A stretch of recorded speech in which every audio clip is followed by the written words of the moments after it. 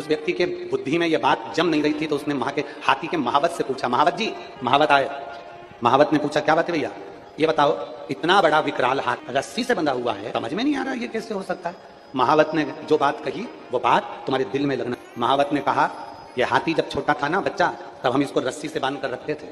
जब ये छोटा था रस्सी तोड़ नहीं पाता था, धीरे धीरे बड़ा होते चले गया, हाथी को लगने लगा ये रस्सी में तोड़ नहीं पाया, तो हाथी को ऐसा अनुभव होने लगा कि अब ये रस्सी कभी भी मुझसे टूटने वाली नहीं है, इसलिए हाथी रस्सी से बंध कर रहने लगा।